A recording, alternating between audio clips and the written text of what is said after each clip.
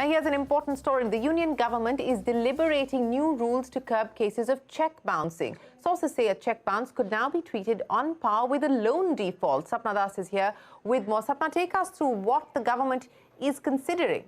Well, definitely these are suggestions that have come in from various quarters, some including also banking entities, and these are ongoing deliberations. But having said that, a couple of important highlights.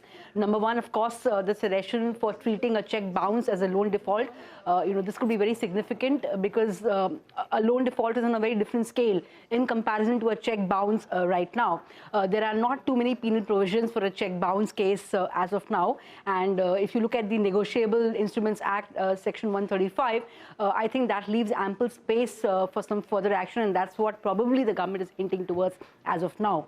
That's one. Second, also in terms of getting the power to debit the other accounts of the issuer who has given the cheque that has bounced.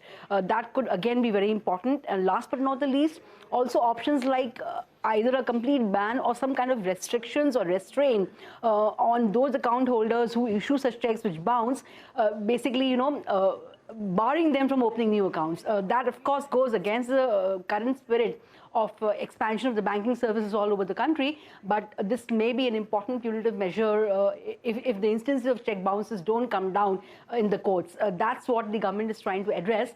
They'll also have to examine the legal feasibility of all these options which are under discussion right now.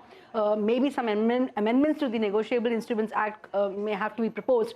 So that's something we'll have to wait and watch and see. Once the legal feasibility has been examined, I think this may go forward. So this is what we have as of now, but all eyes on this story. It's a developing story. It is a developing story. Sapna, many thanks for joining us.